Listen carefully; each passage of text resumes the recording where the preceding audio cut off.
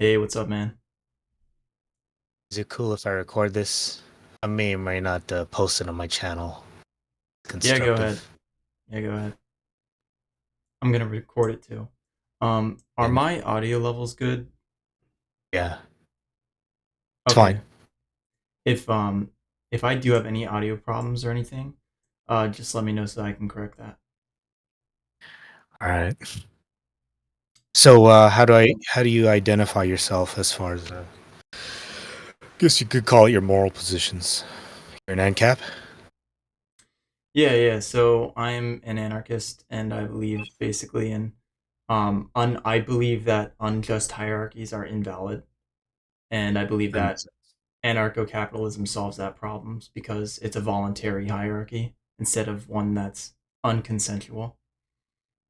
But before we What get makes you started, think, yeah, yeah, I'm I right. was just gonna say, do we? So I just want to cover to see if we agree on some base axioms. I'm assuming you agree with all the laws of logic, right?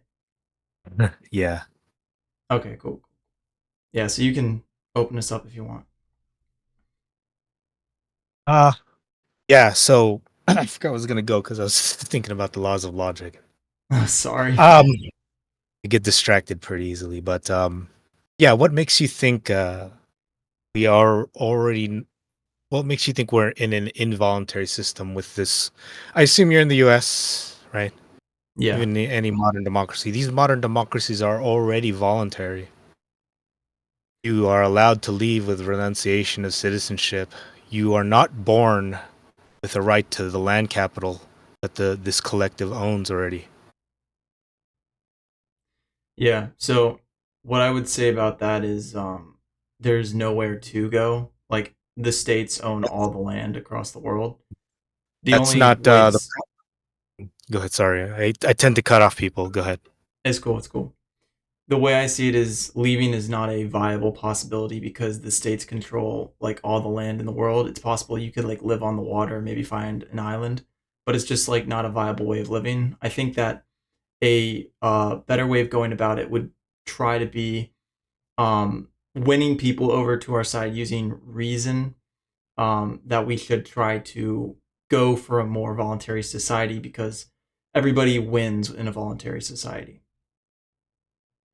Again, I'm making the case that this already is a voluntary society. For one thing, a collective is not responsible for your opportunities outside of the collective, right? So just because I may rent a room in, like, let's say my mom's house, just because I have no viable opportunities outside, that doesn't mean I can stay there rent free. Well, you can stay there rent free as long as your mom allows you to. No, but again, you can. It's analogous to the collective, the state. I mean, the state represents us through voting. And we say that all citizens should pay income taxes, which is a form of rent. So if your mom says, right, she needs to charge you rent proportional based upon your income, and you're allowed to leave if you don't like it. You're not born with a right to any of the rooms in her house. Let's say it's not even your mom because, there's some you can an ANCAP can probably make a some type of genetic obligation. I know like Rothbard and stuff doesn't probably believe in like any type of positive right even for a child, but I just want to avoid that. Let's just say it's some random person's house you were born in, right? This Yeah. is the analogy to the collective. This random person can give you, let's say it's a random group of people you were born in the house in, right? They're nice enough to give you a say on what goes on in the house when you're born into it. They allow you to leave, right? And they charge rent, the ability to stay there, that's proportional to your income or what you produce in that house. Do they owe you anything more other than that? Even in Ancapistan, Um, they wouldn't. yeah, that's my case here. That all of that is analogous to your current situation living in modern Western democracy. You're already free. They're not responsible for your other opportunity costs or your upper other for you having another opportunity outside of the collective. As long as they allow you to leave, that's the only thing they owe you. It doesn't matter if you're gonna die. It doesn't matter if there's zombies outside. right? If you don't want to pay the rent, which is completely voluntary, you are free. You are not allowed to take out the land capital or the rooms or whatever outside of the collect. That was one of the rules to begin with. Even though you didn't sign a contract, it was made clear, right? It no one's under the illusion that you don't have to pay taxes if you want to stay and own land here. Immigrants make the implicit agreement when they take the oath of allegiance. All of this is already completely voluntary. That's my case. But so besides that, maybe you just want to think about that. You don't have to give me a response to that now, but I don't think you'll be able to get around that. This is all the territory of these modern democracies were already homesteaded by the collective. It's already protected by national defense. They're not going to let you take that capital outside of the collective because it's for the benefit of citizens only. They are under the protection of the national defense. They get all the public goods and infrastructure that comes with that land that was developed and protected by the collective, and it's completely voluntary. So I believe that Rothbard created this false victimhood mentality with this taxation is theft narrative, and it's totally false. And again, this is coming from what I consider as a true capitalist. I call myself a capitalist because I believe I represent the true form of capitalism, evolutionary capitalism. And I see, I saw your. You don't have to respond to that now if you want to think about it. You don't have to give an answer to that. You can give a response to that if you think you see a few holes in that. But I really think it's a perfect analogy. But I just want to talk about true capitalism. I think Let me anarcho let me capitalism. let me respond to you real Okay. quick, and then we'll Okay. move on to the subject of you explaining your position. Sure. So the way I see this is that it's voluntary as far as like relocating goes. Like, yeah, you're allowed to move out of the U.S. And you can relocate that way, but I see that as you're relocating is consensual. I see that living within that system itself is unconsensual. So if like the system was that we beat people every day or we beat whoever we want to, that would not be a justification just because everybody voted on it. But yes, you're as far as that goes, yes, you can relocate in and out of the US, but I just see that it's an unjustified hierarchy because they're ruling through violence. Democracy means that majority rules. So You essentially what it comes down to is like 50 or 60% of people will get their way and the other 40% don't. And that's been like the whole fight between Republicans and Democrats for like all of US history. you can't get around enforcing rules through violence. Maybe if you want to replace that with aggression, right? But it's really not aggression. Again, when you were born into the system. So let's actually look at the circumstances in this case, right? Every time a newborn is born, even an adult, if they were born fully grown, fully competent, fully educated, we are all dependent upon a collective, right? We are all dependent. We cannot live on a deserted island because the benefits of trade and exchange because of comparative advantage. Right? This is an evolutionary trait that society gets more efficient. A collective society gets more efficient as the population grows, as long as the citizens are productive. Right? You really are dependent upon this collective, and it allows you to leave the system if you don't like the rules. You were never born with any of a right to any of their territory. You have to give credit to the democratic system that liberated this land, fighting a revolution. It allied itself with other governments in order to do so. Right? You just land is scarce. There is no right to land, and that's where libertarians go wrong. Yeah. But Well, yeah, we can move on to your position on this evolutionary capitalism. yeah, I think anarcho-capitalism is a false imposter of true capitalism. Anarcho-capitalism first starts off with it takes its moral ethics and principles from principles of democracy, not capitalism. Capitalism is an evolutionary system. It's a system given to us by evolution, and it's given us money and the concepts of profit in order to measure the value system that it creates for us. Do you mind if I ask you a question about how you, first of all, what is your definition of capitalism? And then what's your definition of evolutionary capitalism? And what do you think, how do you see the distinction between those two? So capitalism is a system based upon where the actors operate on the maximization of profit. Now the idea of profit is still somewhat ambiguous, but evolutionary capitalism refines this definition and defines capitalism profit. It makes it more well defined in this instance. So evolutionary capitalism is a system based on evolutionary profit, because I believe that morality was given to us by evolution, and it programs it into us over time. I think this is where I can see you kind of leaning toward. You have some instincts toward consequentialism, right? And I think I have the solution for you. It's all based on true logic, not like argumentation ethics, which is just pure fallacy. It's just an embarrassment. like we can go into that later, but just quickly, I think that a school that claims to be a priori and purely deductive, and then they put forth this fallacious argument, right? Where they misidentify the necessary conditions for argumentation Well, and pretend that they're actually to proving be something. clear, I don't know about argumentation ethics so well. I think it's got some problems with it, but I think praxeology is pretty solid. No, wait. First off, oh yeah, we can get into praxeology. Maybe we should like slow down.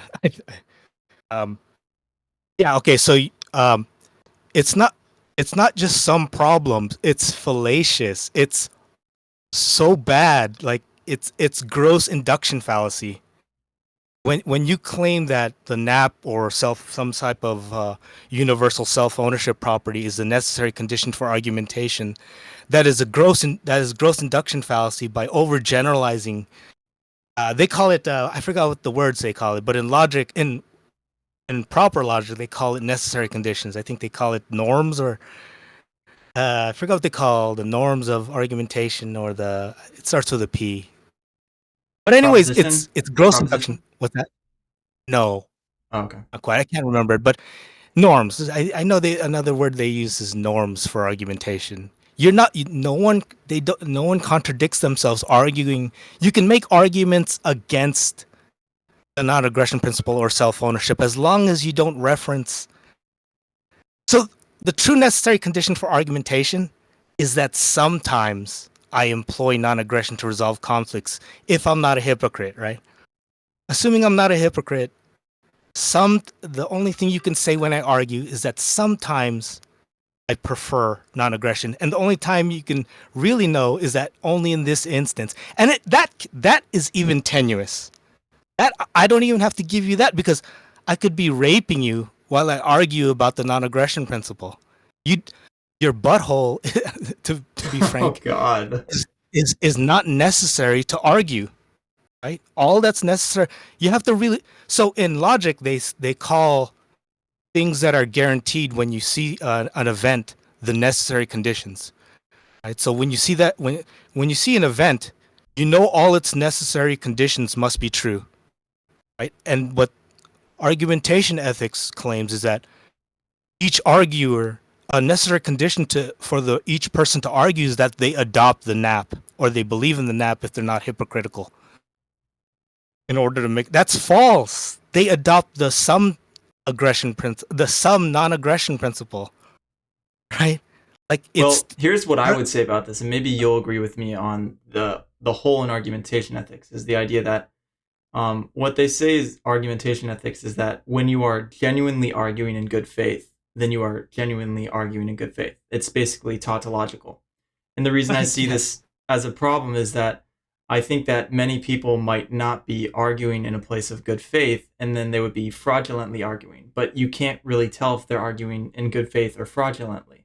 So argumentation ethics wouldn't really help you out there. But if they are arguing in good faith, then yes, they are technically engaged in the non-aggression principle because they don't want to harm you. But many people would want to harm you if they had the chance. So that's No, what I see the that's problem with. wrong.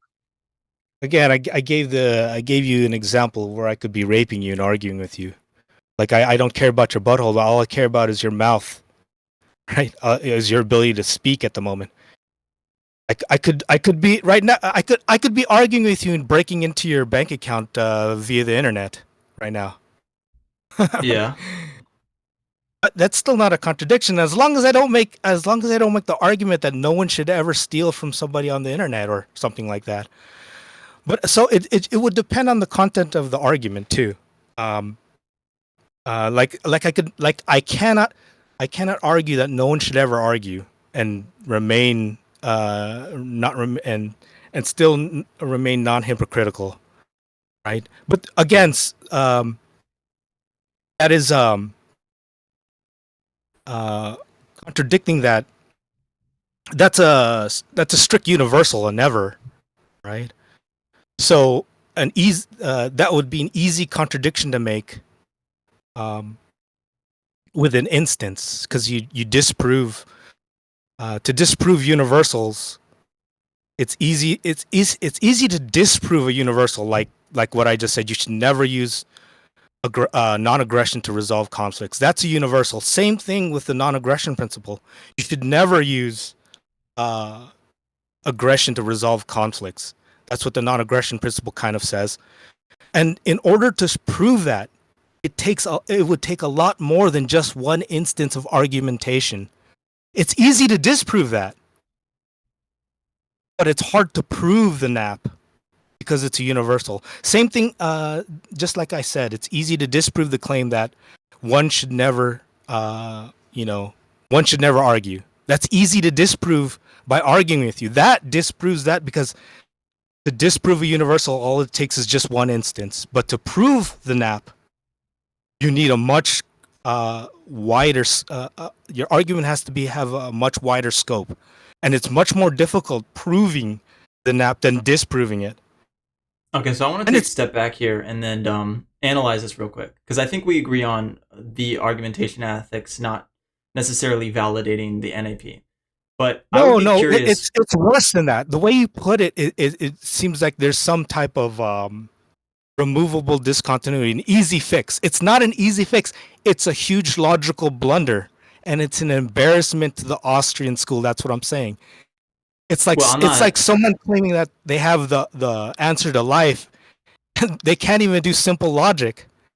Like it's a that's what I'm saying. It's a huge blunder. It's an embarrassment, and I don't know how it managed to survive this long with their peer review within their community. But Sure, I sure. think Hupp got But a lot of pushback when he presented this to other libertarians, rightfully so, because this. I don't know okay, if you okay, want but to. hear me out. Hear me out for a second, okay? Because I'm not necessarily arguing for or against the NAP right now. Right now, I want to look at something a little bit deeper, which is you say valid and invalid. What I assume you're getting at is you mean like morally valid and invalid. Is that what you're getting at? No, logically valid. Like the conclusion follows from the premises through deductive logic. That Well, chain of reasoning is. I'm not claiming the NAP is logically valid. Would you agree with that? I'm talking about argumentation ethics. You can Yeah, easily we already disprove. agree on argumentation ethics. We don't we already agree on that, right? So that's Um, I think you're. I think you're somewhat understating the logical blunder of argumentation ethics. That's the only thing we disagree with argumentation ethics. But well, let's I go to don't the now. think we. Yeah. So okay. Let's go to the now. Here's let me ask you this real quick before we move on. What is your stance on morality? Do you think it exists? Do you think it doesn't exist? What do you think there? Yes. Well, okay. I'm not sure. How do you know me? Where do you know me from? Just curious. Um, I've seen you debate a few different people. I've Yeah, seen I'm you. horrible with verbal debates. To be honest. What debates are you good at? Text debates? Yeah, I'm actually better with that because I have like a short-term memory deficiency, so it's hard for me Oh, to think and think, listen, and formulate an argument at the same time. But okay. let's put that aside. So as far as the naps is concerned, What was your question again? See, No problem, no problem. So I was asking about what is your stance on morality in general? oh Because yeah. I don't think that there is morality to base the NAP on. So I don't think that's an argument for the NAP. But I was Well, curious what you think of you're morality. not you're not going to find objective grounding for the non-aggression principle because it's false.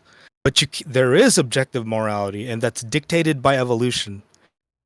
Instead of like studying philosophy and Austrian economics, you should look into something called evolutionary game theory. It's already partially solved. Morality was given to us by evolution in order for us to align our actions with its goal. This part is my novel contribution to it. This isn't necessarily explicit in evolutionary game theory, but I've extended the analysis. But if you look into if you look into evolutionary game theory, you'll see this is where this is going. So I claim, this is my novel claim, morality was given to us as a tool, just like any other tool we have, just like any faculty we have, taste, reasoning, emotion. All of these were given to us in order to shape our behavior, to align our behavior with the natural selection process. And I think that natural selection process, and I think I can deduce this using evolutionary game theory, using the idea of what's called an evolutionary stable strategy to show that it has a goal in mind. And I believe we are just capital. We are just means to that end. It's using us as just a stepping stone to a greater being, I think. I don't want to sound too spiritual, but Okay. Well, okay, let me ask so you this this. What do you think so you're probably going to give me an answer first and I'm going to ask you the question again to get a little deeper, but what do you think evolution is trying to push us toward? it's trying to problem solve. It's trying to create a being that can uh, that can and will solve any existential problem. You know, I can put it in more simpler terms. You know, like an immortal thing that can act. Right? It wants. It's almost. I can see. There's this. There's this problem of the universe, like the entropic death of the universe, like entropy.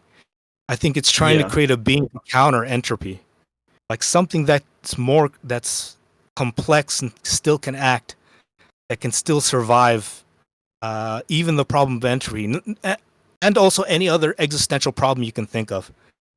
And it doesn't care about humans. It really doesn't. Like it doesn't care about any species that led up to us.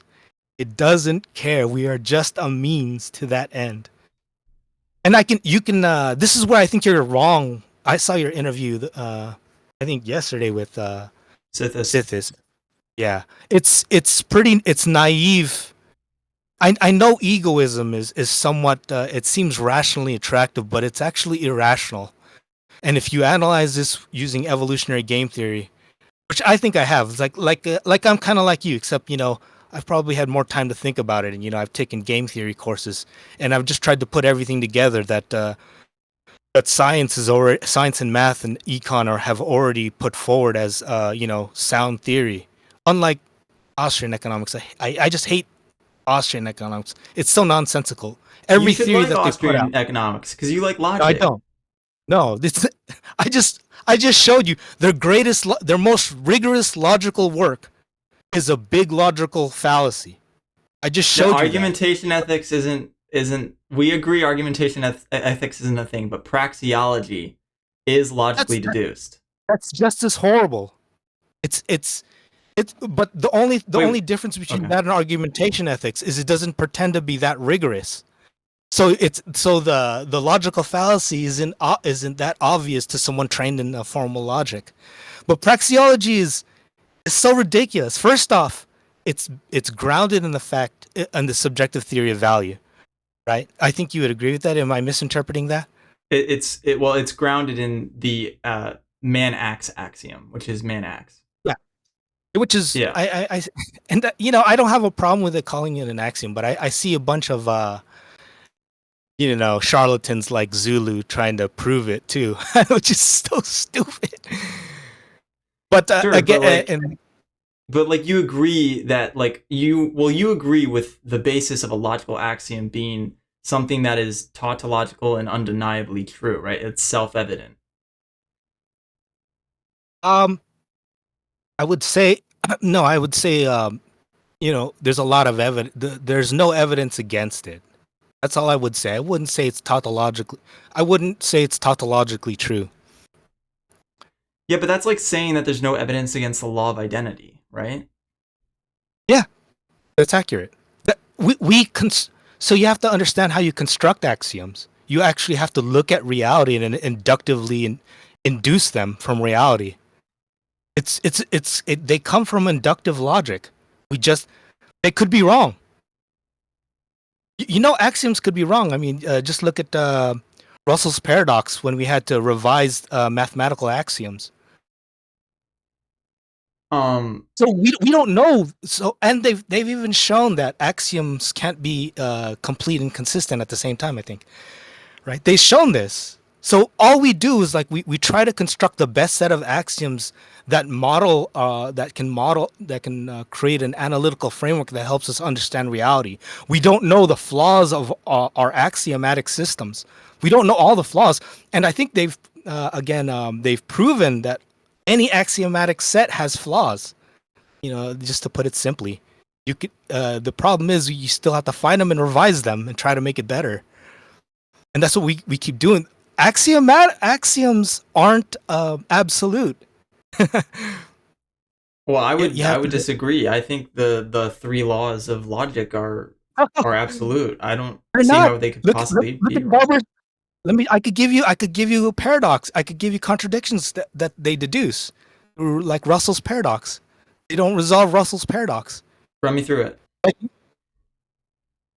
or even Liar's paradox. Is this statement a lie? Analyze that using the laws of logic. Maybe you should do this on your own time, but Yeah, I've seen that before. I'm look pretty up. sure there's a way out, but yeah, I don't remember what it No, is. there's no way out. You have to add another axiom. You have to another rule that says you cannot construct a statement like that. That's essentially what the new set of axioms do. This is why you shouldn't Oh if you're wait, really a I know logical. why that's a lie because well, you know how a syllogism works, right? It has to be valid and it has to be sound. It's not a Well, lie. It's not your a lie. axiom is valid, but it's not sound. Um, no, yeah. The only premises here are the laws of logic. That's why it's not sound because your axioms, which are the laws of logic, are flawed. That's what. This I is don't why think so. you shouldn't. Yeah, it's always implicit in any argument that the laws of logic are some of your premises.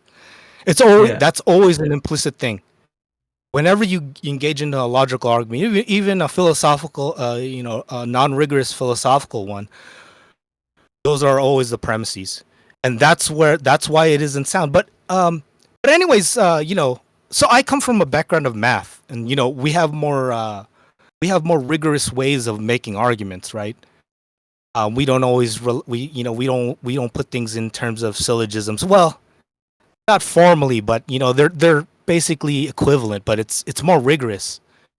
We never assume anything. We never assume anything. All our premises are either axioms or theorems, and sometimes only on the edge of mathematical knowledge do we use tenuous premises. We just see the consequences if these premises were true. That's only on the frontiers of mathematical knowledge. I just wanted to. Oh man, my head's all over the place. But Yeah. if you really want to understand reality, you need to reject philosophy and you need to reject the Austrian school of economics. You should study like mathematical logic. It's going to be harder and more rigorous. But like it's very hard to construct logical arguments using English and Yeah. Well, yeah, I philosophy. agree with you there. But like here's the thing. I can't get rid of philosophy because philosophy requires, not logic. And here's what we may be missing. Like logic and mathematical logic are like indistinguishable. They're the same thing. Yeah, Mathematics yeah, comes from deductive logic. yeah. We we uh we learn all the things that rigorous logicians learn. in our analytical framework. You don't need any philosophy. You can take all, like you can just take all the courses up to like the foundations of mathematical proof, and you'll be better off than if you were to take any philosophical courses. So are you Like saying I separate logic from philosophy? Is that what you're saying? it is. It's even propositional logic is already part of discrete mathematics. You can look up discrete mathematics, and that's one of the topics that's taught there. And if for when you learn the basics of just mathematical proof, which is just argumentation, it's just we just use we have the luxury of using well-defined definitions. I mean that may seem redundant, but you can't have ambiguous definitions, which a lot of English is, and we have the luxury of like having everything well defined. It's very strict. Like there's no way out of there's no ambiguity in any definitions we have. That's kind of like the luxury we have. But philosophers, they're just all over the place. They've produced nothing.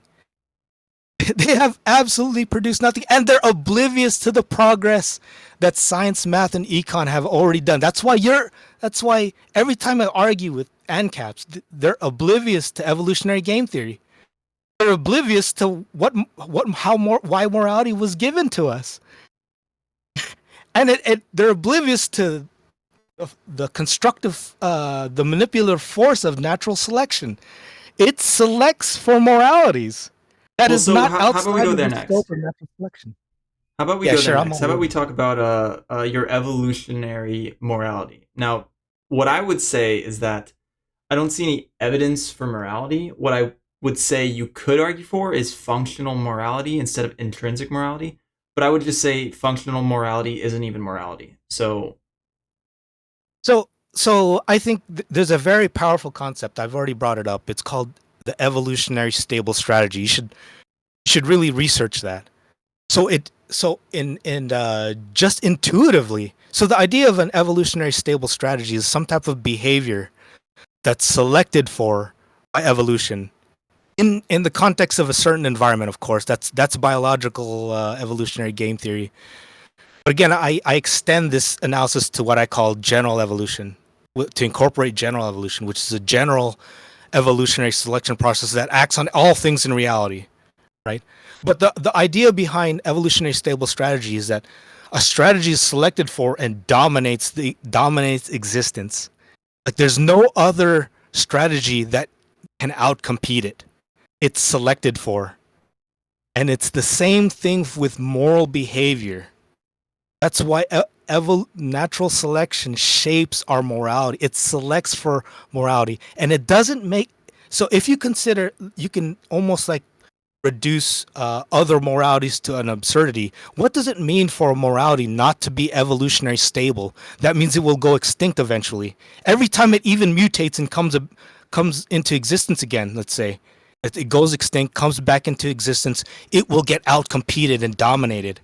Right? What? So if let's let's uh let's assume that there's a morality that's not evolutionary stable, it just goes extinct. It doesn't make any sense to say that true morality should be something that is not sustainable, right? So okay, if I see what you're saying. egoism is, yeah, So you're so if saying that there egoism, is no morality. There's only evolutionary there behaviors is that help morality. us go towards the what?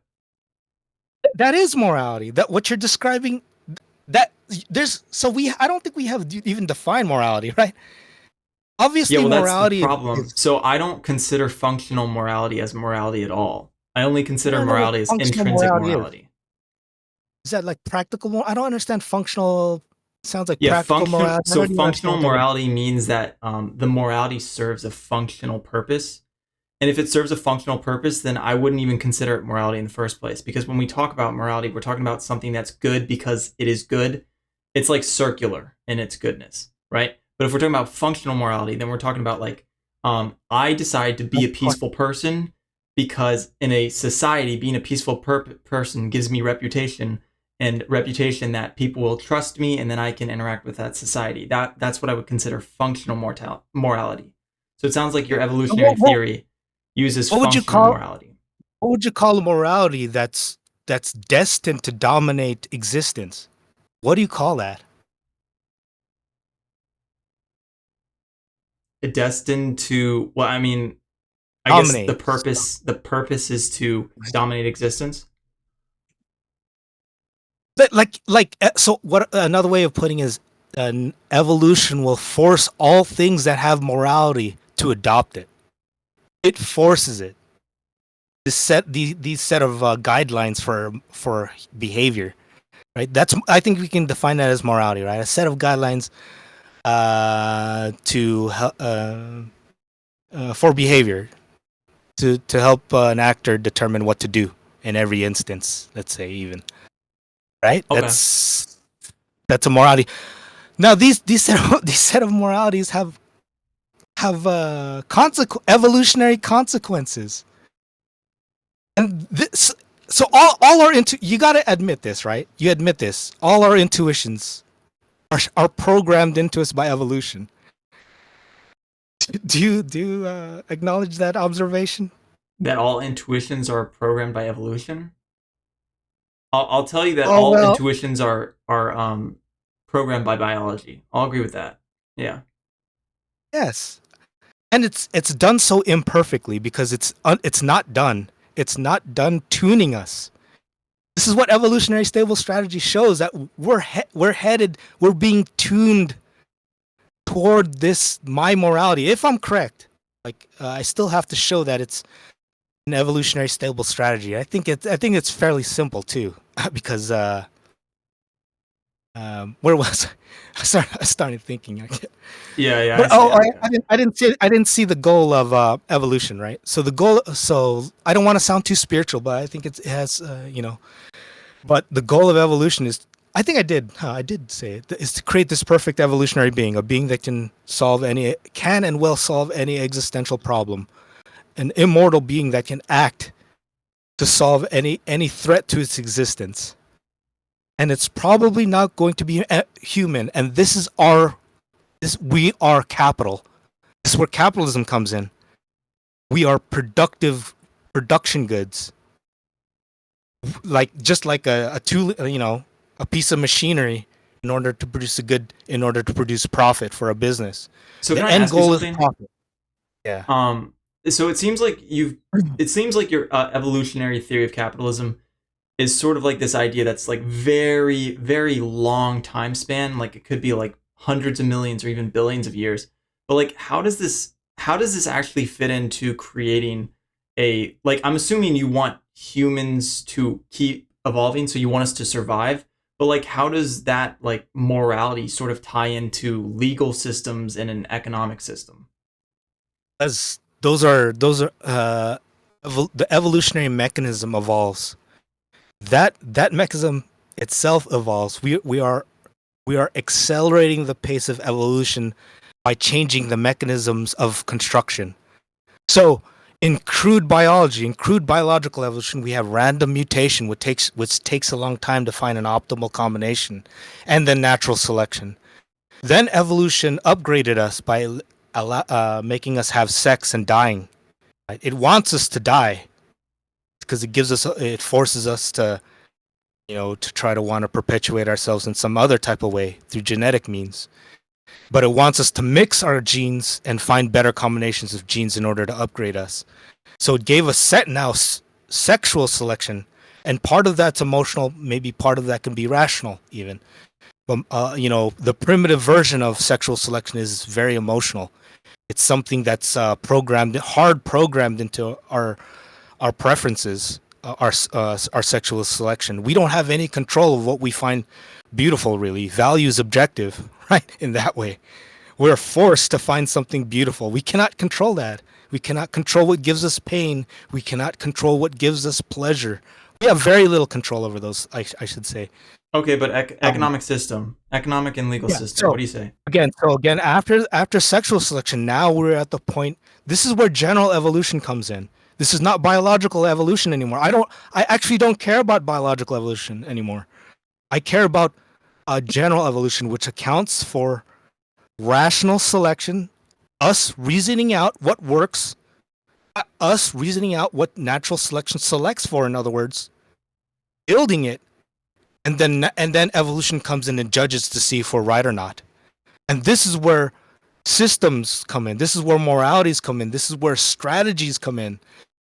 This is where behavior comes in, because we can pass down ideas, strategies, behaviors, moralities through non-genetic means. We can change people's ideas through conversation. If you have you ever read like the mimetic, the meme machine and stuff? Like I think that's where I got my inspiration. I'm not sure because I never read the book. I saw the cover and read a few pages, but that's the idea of an accelerated this new form of evolution where we can actually we might even be able to build a robot, an AI with an artificial intelligence, and it can like mod itself. It can evolve by modding itself, let's say, changing its ideas by learning, reprogramming itself, and deducing a new strategy. Well, This is guess all what, part bro? of We're the. basically doing that right now, so we might be Yeah, yeah. closer than you think. Well, I don't know. Maybe one of us is closer. No, but I I think, guess. and you can reach all this stuff through game theory analysis, which is pure math. There's no hiding behind words and getting lost in the voodoo like Zulu does to you guys. He just makes this long-winded English argument with poorly defined terms and convinces you that he's doing logic. He's not doing that. He's a charlatan, just like all of the Austrian school. Hoppe. Axiology is nonsense. Game theory is the way. Game theory is the true science of human action. It's the science of optimal human action. You should really look into game theory. And then evolutionary game theory, and hopefully, if I'm right, there's going to be a general evolutionary game theory, which covers human morality and economic systems and everything. Evolution selects for economic systems as well. So I can simplify all of this by approximating my morality. So there's one objective way to measure how moral you are. It's an approximation because it's still converging to a construction of this perfect evolutionary being. But you can proxy this with total productivity of society, of all of the world. You can proxy how moral your action is by how much does it increase the productivity of the entire world or entire acting universe in the scope of our knowledge, or whatever. We'll just say the Earth, right? That's how you can tell everything, and you can even try applying this to trolley car scenarios, to anything you want. Even the non you could it even kind of almost looks like the non-aggression principle when you apply it to normal situations, right? It does look like the non-aggression principle because aggression is inherently expensive because you have someone fighting you, but that doesn't mean it can't be evolutionarily profitable. Just so the non-aggression principle can already be disproven, well, at least intuitively, with trolley car scenarios, right? Would you kill? Would you steal a piece of paper to save the entire world? No, I wouldn't. I You mean, yeah, I wouldn't. would. Yeah, I would. Yeah, I would. Yeah, I would. You would. So Yeah, obviously, what's the next logical question after that? bro. I'm a You should. consequentialist, bro. Yeah, it doesn't make sense with it. Doesn't. It's not compatible with an app. You're gonna have to choose one or the other. You can't adopt each one as a pure strategy, a moral strategy. Well, Wait, hold on. What's the next logical question after that? After you know that at least some theft is seems morally okay. Now you have to ask yourself, what's the minimum requirement for theft to be moral? You have to find the critical point, right? So what's the minimum you should steal a piece of paper for? Is it to save one life? How about just to increase productivity by $1 trillion? That's not directly a life, but it could equate to hundreds of thousands of lives, trillions of dollars maybe. yeah, How but I'm about not 10? How arguing about with you $10? over. I'm not arguing with you over morality, bro. I see the NAP as a good legal standard because it makes things fair. I'm not talking morality. I'm talking practicality. Yeah, it's not even practical. So so here's my contention with Austrian economics. They just stole democratic principles from John Locke. The the non-aggression principle, homesteading and rightful transfer. These are democratic principles. These do not emerge from capitalism. Capitalism only cares about profit, productivity, and what I claim is the perfect evolutionary being. Those are proxies of that. It, so I can demonstrate this with a desert island example, Crusoe economics, right? There's Go no ahead. reason to help defend someone's property just because they were the first to utilize it. That first come, first serve mentality, there's no rationality behind it. You lose the sense of cost of actually implementing this system because you distribute the cost over a bunch of people. This is a democratic flaw. This is why democracy fails, because all the measures that people vote for, they don't experience the cost directly, right? I So agree imagine that on a desert democracy island. fails, but anarchy isn't democracy. They're different things. And It as far as the is. homesteading goes, homesteading makes it so that you don't have it reduces conflict. That's what homesteading No, it does. doesn't. You can say that about any conflict resolution rule. You can say killing the homesteader resolves conflict. You want to maximize utility for the PEB, really. Not for you, not for, you can proxy this. You can proxy it with you. That's not really. You can proxy it with all of society, which is a better reflection of this perfect evolutionary being, or you can perfectly reflect it by seeing how it takes us closer to this perfect evolutionary being. It doesn't make any sense, right? Let's say it's just you and me. I homesteaded a piece of land. You homesteaded another piece of land, right? Let's say I'm unproductive. I just I just stuck my penis in a hole in that ground, right? And I drew a line indicating my territory. I think that qualifies as homesteading, right? Why should you respect me owning that land? Let's say you owning if you own that land, you could produce like 100 coconuts that could feed us both. I can't. I'm retarded because I can't produce anything, right? All I'm doing is just like screwing that hole in the ground. That's my utility. That's my subjective value. Just pleasuring myself with a sandy hole in the ground. Are you gonna respect me at the cost of your life? Let's say there's your land is barren. I just happen to run off the our raft after we crashed from an airplane crash or something like that. I ran, grabbed the more more productive piece of land. Are you gonna respect me? Or are you gonna No. take it, produce enough to feed both of us? Maybe. Probably it shouldn't even feed me if I'm not productive.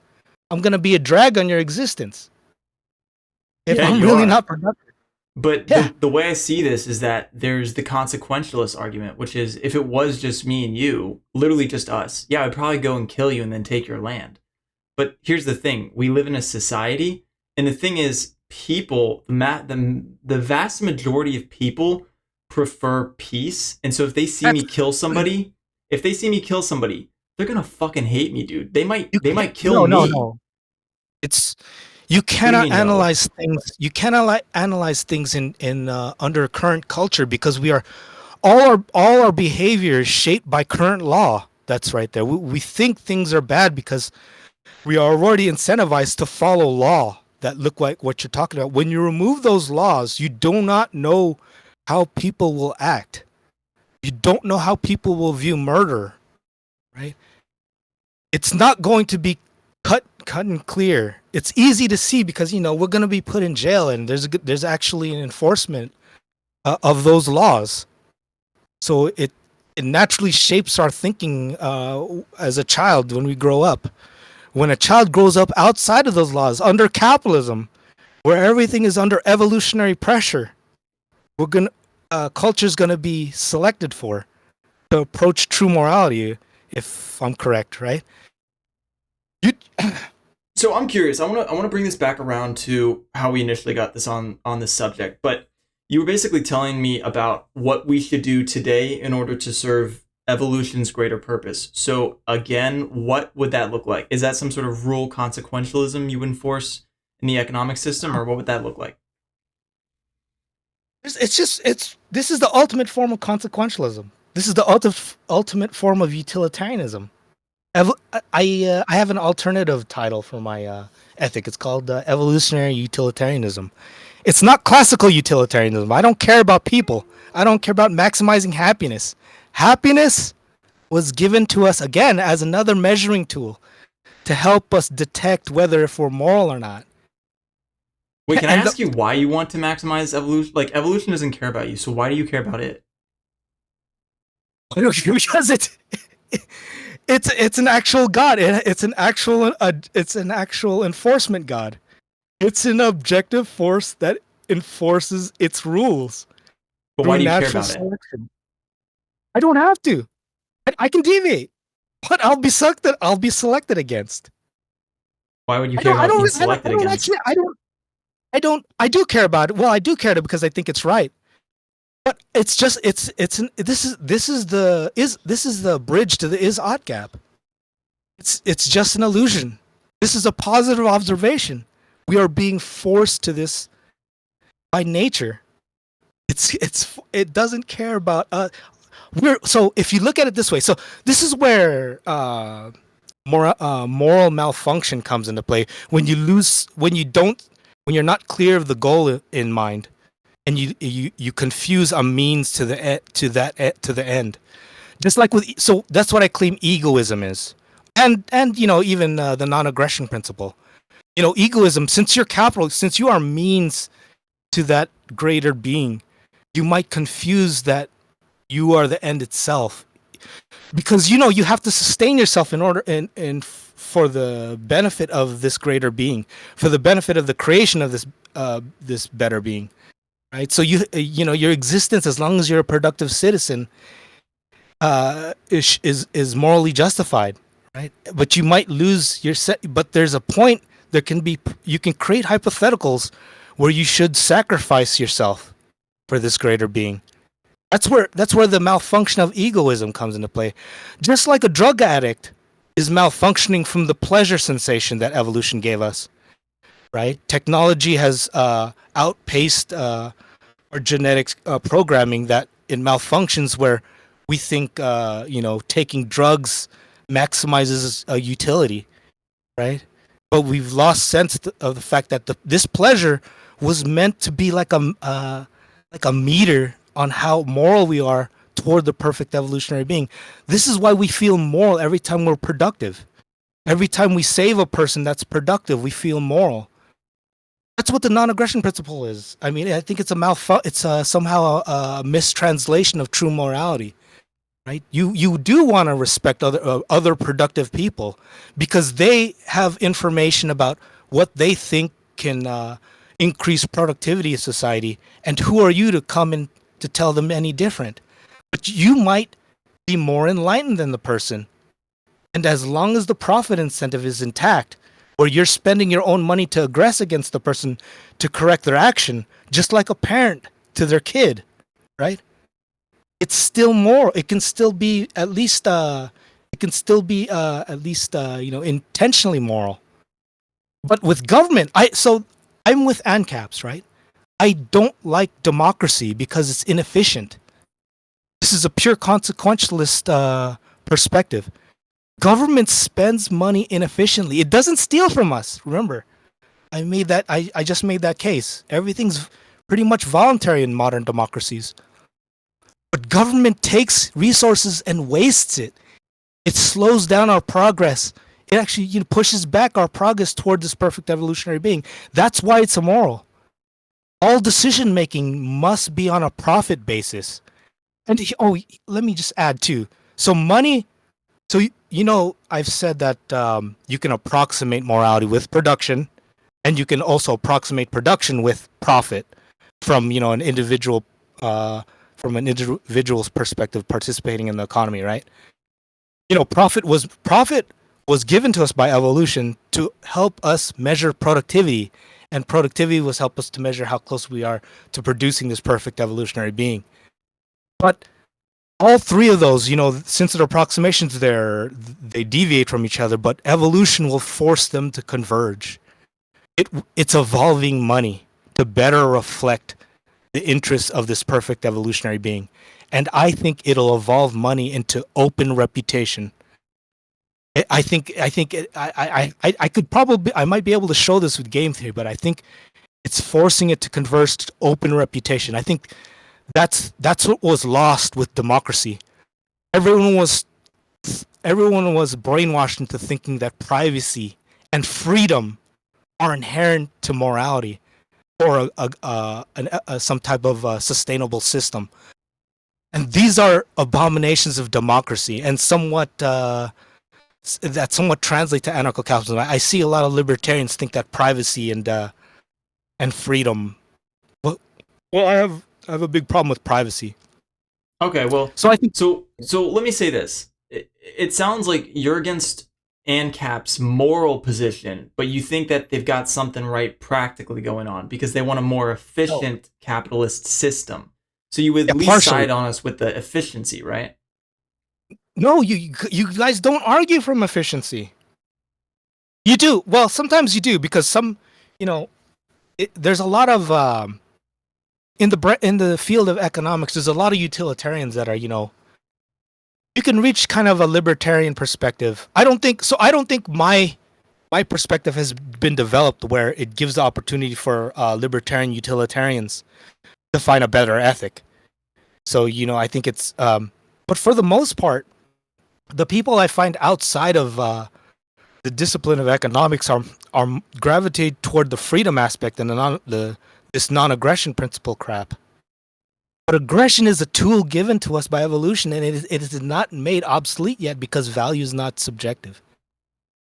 I mean, I forgot where I was going, but just to go off a little off topic, like you cannot resolve like this whole idea of universal self ownership and non aggression.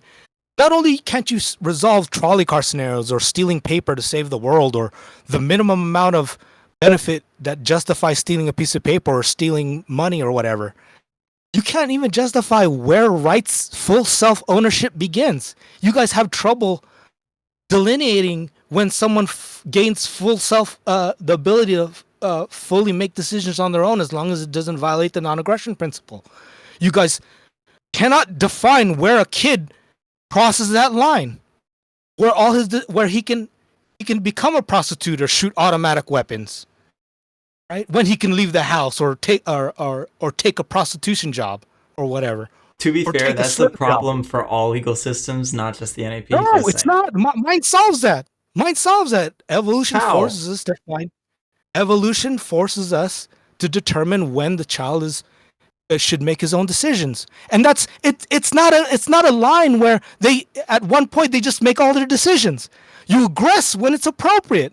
If it no matter if they're an adult or they're a kid, it just so happens that an adult has more experience that they're closer to their subjective value reflects objective value better. So you have to intervene less.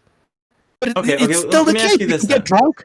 Let Yeah. me ask you this. What is so in terms of evolutionary theory, your evolutionary theory, what is the age of consent for kids? It's there's never an age of consent. It's always context dependent. In every instance, it doesn't matter if they're an adult, if they don't matter if they're 80. You look at the context, we look what's going on. Does it maximize productivity for society? That's it. You have to determine that. You could be wrong. Evolution will punish you. Evolution will keep forcing us to determine the truth. The rule is Okay. very dynamic. It's dynamic like everybody wants a market to be. It doesn't matter So if you're like a kid. It matters what the situation is. all right, That's so let me it. ask you this. Let me ask you this. Let me ask you this because I've seen utilitarians argue this, but utilitarians have a certain calculus that they use in order to figure out what maximizes pleasure and reduces pain the Yeah, the most. Hedonic Now, calculus. yeah, exactly. So in your system, what calculus do you use in order to maximize this greater being I legally and economically? I told you that already. Well, like First, how do we first, how do we if discover that? if you can, so if you wanted to be most accurate, you would try to define the characteristics of or what this perfect evolutionary being would look like. Then you would try to figure out the quickest and most efficient way to this being, right? Or an easy way just to approximate it again is to maximize productivity of the world. That's easily shown with global GDP, right? And you have to account for even debt, which most governments don't do at the moment. I don't think. So that's an easy way of approximating it. And in the case of just an individual acting individually, productivity can be measured imperfectly with profit. But again, it would be perfect if it was reputation. And maybe we can go into. I have a video on my reputation system on YouTube. I may not want to get into it because but I think money will be your reputation, and there will be no privacy. How do you feel about that? You kind of revolt against that idea? How do I feel kind about of, no privacy? Well, I don't like the yeah. idea of no privacy. Yeah, that's because you're brainwashed by democracy and you're brainwashed by anarcho-capitalism. Well, I don't like Privacy, democracy. privacy enables inefficiencies. Reputation, and so you would agree with this. An economy gets more efficient with perfect information.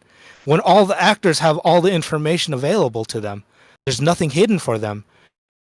Take, for instance, you're an employer. You have to screen your candidates because of privacy laws. In my Yeah. reputation system, it's just a quick Google. You don't have to ask them anything about them.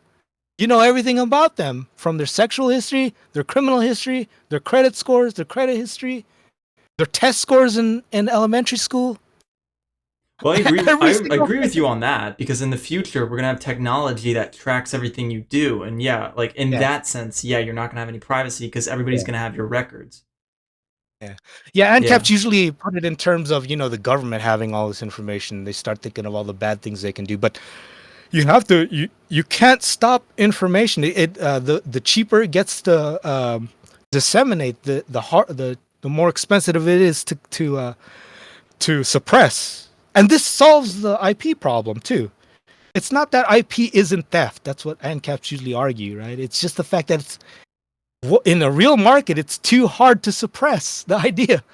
It's not in society's interest to suppress the information for the benefit of pulling forward innovation, which in the long run it probably doesn't. These are all consequentialist arguments. Deontological arguments are nonsense. Like you said, it's circular. It's just a claim. It has no basis in objective morality, and worse yet, it has no basis with evolution. It won't select for these things. Yeah. You have to know. Evolution forces you to know when to aggress. There are times where it's appropriate.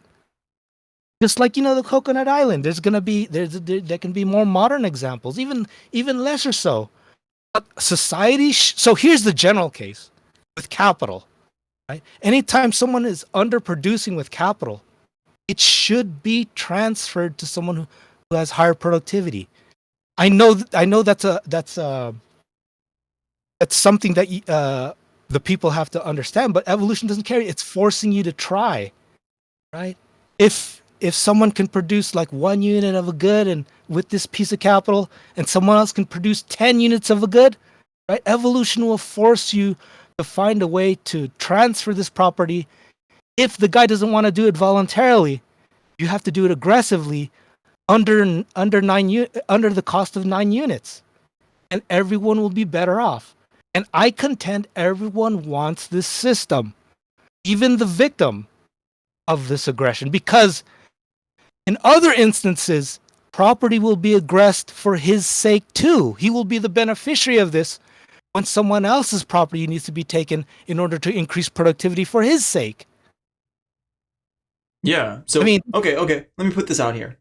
So it sounds like you are arguing for something a little bit better than a free market system because you roughly, in general, agree with free market principles since money tends to go towards productive individuals.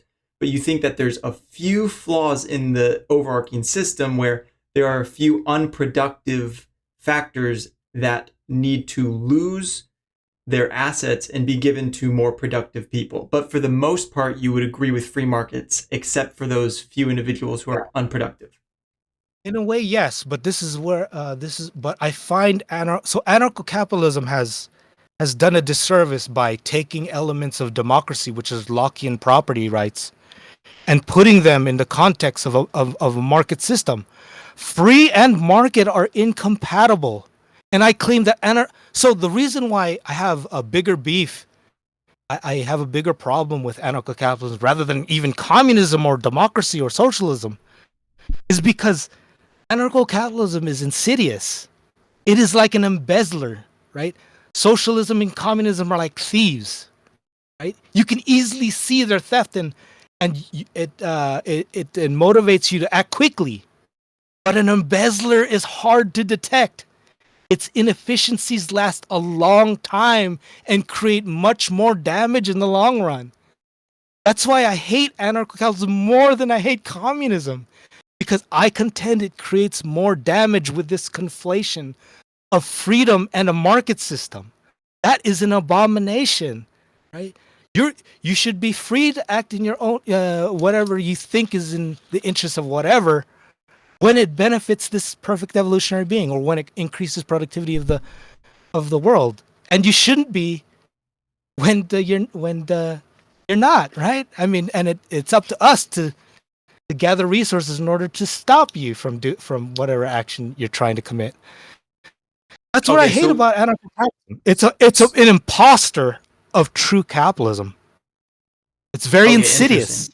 interesting, interesting. It's like a But small parasite. so It'll here's suck. the thing. Tell me, I want you to convince me why I should want to serve this evolutionary being. Is there even a There's, reason?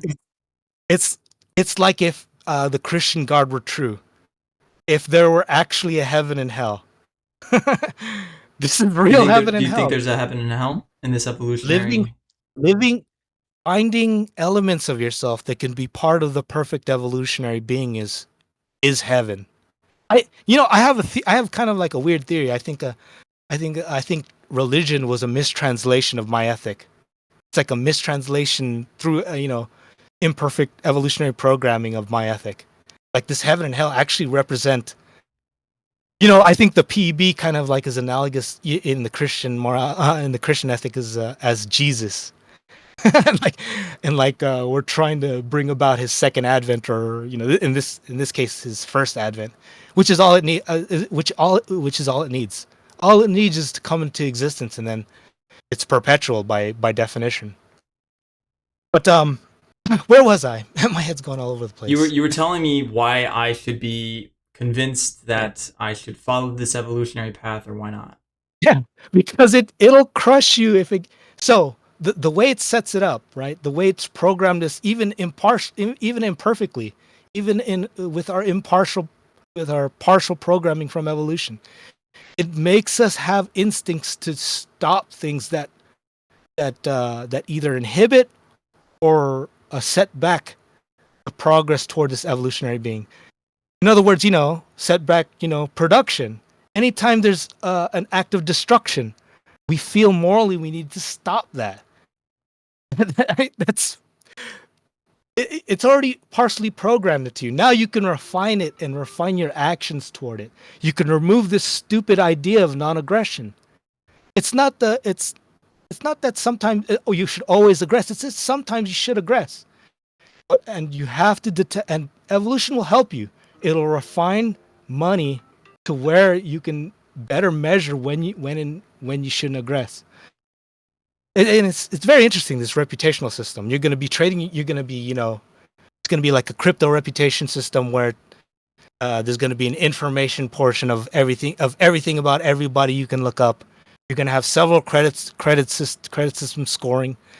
You're going to have several credit scoring systems competing against each other. Evolution will select the one that better, and I contend all these reputation scores will converge to reflect the utility of this perfect evolutionary being, or you proxy of how it benefits the productivity of society, because that's a very close approximation to the PEB. But Okay. So would you agree with me on this? That no matter what you do, you're going to be serving this evolutionary projection towards a great being. So in no, that sense, why would you even need to act any differently than you are now since oh you're no, just you're not. going You're to not. act towards it? Again, so evolution has limited access in direct programming, right? It can only select after something comes into existence. I think it refined the process before that, but So anytime you deviate from optimal strategy, optimal morality, right? The natural select that's where the natural selection process comes into being, comes into play. It's proportional. The further you deviate from this, the more the natural selection process will select against you, or reward you, or somewhat, or incentivize you. And it also incentivizes other actors. You know, it's it's it can be demonstrated very it's very complex if you put it you can put it mathematically. I'm trying to verbalize it. I don't Would you put say everything more down. humans is better because more humans would increase Yeah, production? all else equal, yeah, because of comparative advantage. As long as they're productive and they don't consume more than they produce, it's going to increase the productivity of society. That's just a law of comparative advantage. That's already an economic law. But it has to fulfill all those criteria. They cannot be consuming more than they produce. Otherwise, yeah, the more you add to the system, the more efficient the system gets through exchange. Okay. It's an economic law. There's no philosophical stuff here. It's comparative advantage. There's a mathematical proof for that. True, but there's logically required stuff here. Math is logic, Okay, okay. so So I'll tell it's you this. I'll tell quantitative. you this. The I only difference you between s- math and philosophy is that again, numbers are well defined, so you can easily show that one something is greater than the other, and it satisfies a term, and you've proven something. And unlike what I see like the Austrian school in philosophy do. Okay. You're gonna Well, see yourself. I'll agree with you on this that metaphysics and metaethics are very difficult to, translate because they're not mathematically linked like logic is. So I'll give you that. Logic's definitely better there. Forget it all. Just Um, forget it all. Throw all of it out. You don't need to learn logic through a philosophical framework. You can learn logic through math. That's how I know logic. That's how I know logic. And when I first jumped into these discords, I wasn't I forgot the form of the premise conclusion, or how many premises you want, oh yeah, the and deductive. argument. You had Yeah, yeah, bonus that's ponens and stuff. Yeah. yeah. That's all taught in discrete math and foundations of mathematical proof. That's all part of Yeah. our argumentation structure. You can learn all this through math. You don't need any of the. You don't need any full philosophical. It actually just creates confusion. You're presented with all these things that aren't rigorously deduced through logic, all these random thoughts of people. Just like the is ought gap. That's silly. That's like I already have a resolution to it. It's using game theory. Like it's stupid. Like they don't even define oughts. They don't even show proof that they're incompatible. You should be able to. You should be able to show through proof by contradiction, through indirect proof, that you can't deduce an ought through an is, or whatever. And then no one ever does it. All these groups of discords always just accept it. I don't get it. It's silly. It's just an ill-defined concept. Oughts are ises. Oughts are a subset of positive statements. Let me get into it. So I'll change the subject to that. Okay, so what I contend Okay. are oughts in terms of game theory, right? There's Okay. there's it's just like talking. So does this make any sense? Two is a solution. Two is the solution. Does that make sense? Two is the solution. Two is the solution.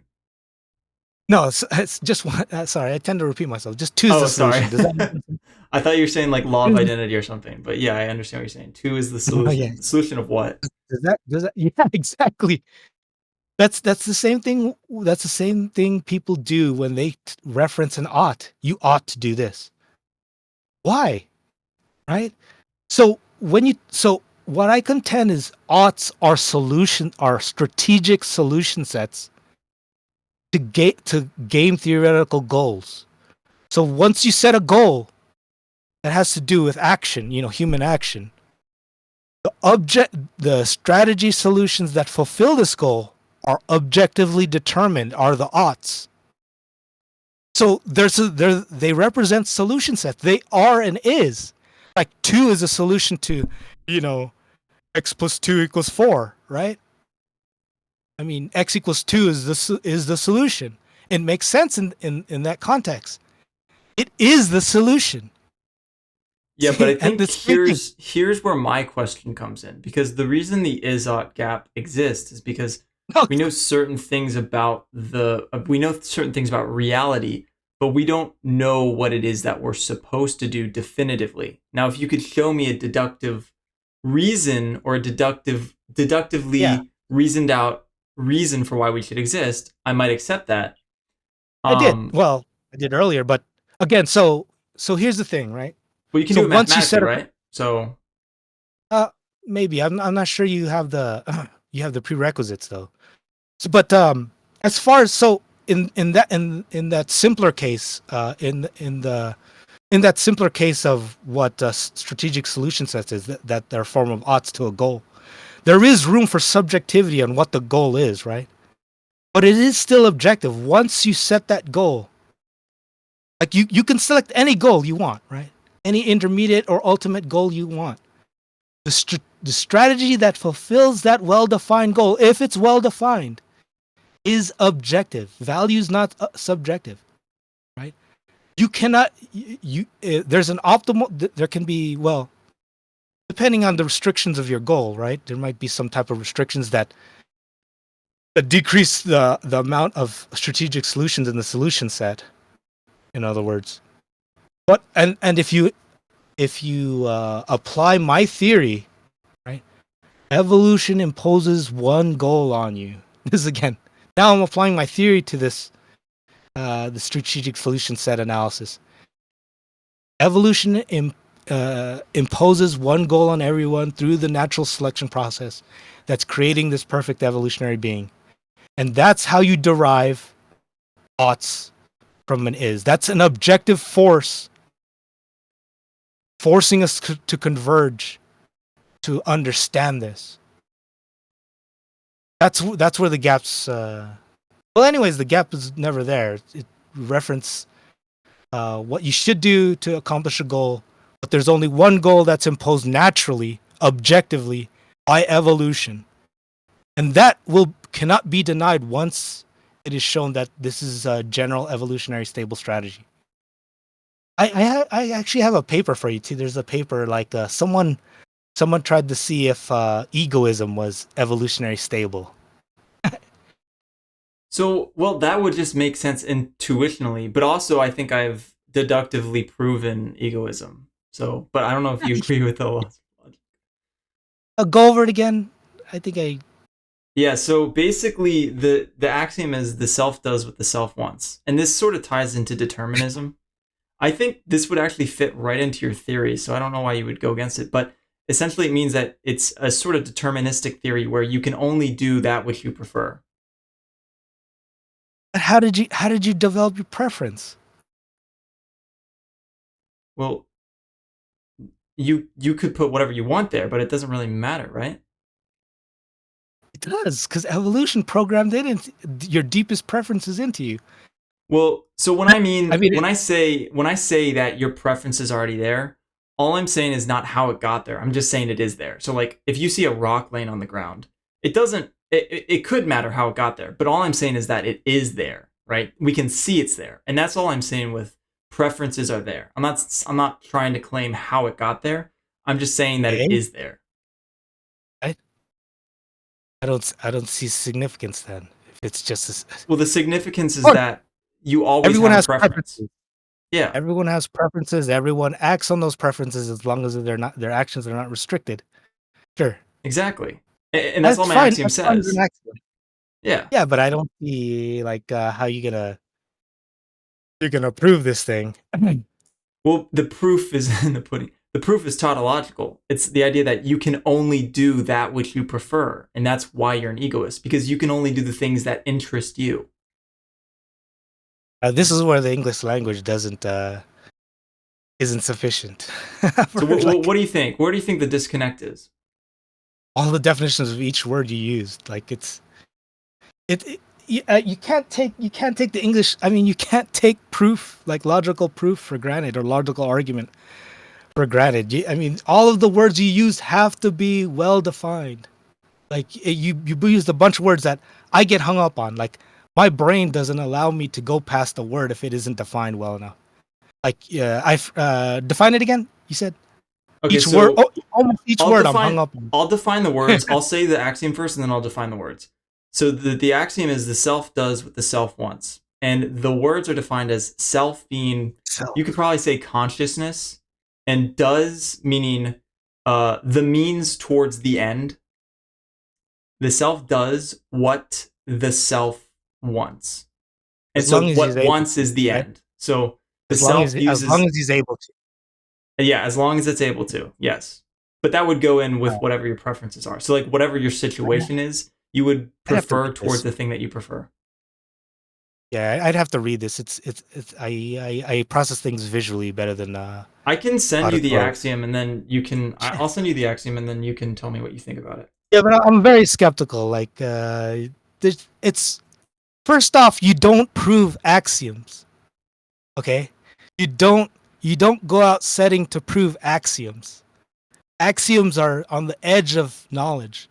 They are only found inductively, right? Through observation. You don't go trying out to set, trying to logically deduce them, especially using itself.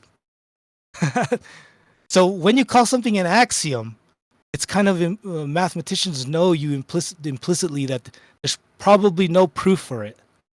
There's probably no logical deductive argument for it. It's just okay. Can I find a counterexample? That's all we do. Can we think of a counterexample that disproves this axiom? If so, maybe it needs revision or another axiom. That's it.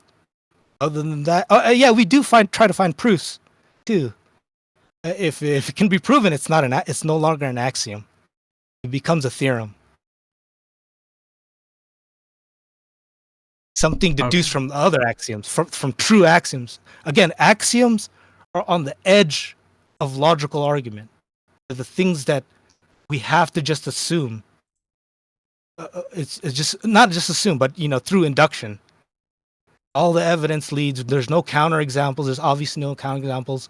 It leads to fruitful prediction. It creates models that produce either prediction or goods or other stuff. But again, don't like I keep seeing this in the Austrian school. they keep they keep trying to prove their axioms. I'm like, what are you doing?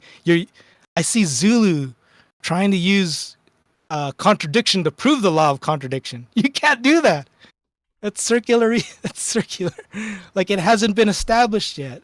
Yeah, it Contradicting is. yourself isn't wrong unless you declare it. If you you can't use it. I see it all the time, even with the action axiom. I see them, which is more analogous to argumentation ethics, of the same type of induction fallacy, where they're trying to prove, you just acted, you proved everyone acts purposefully, whatever.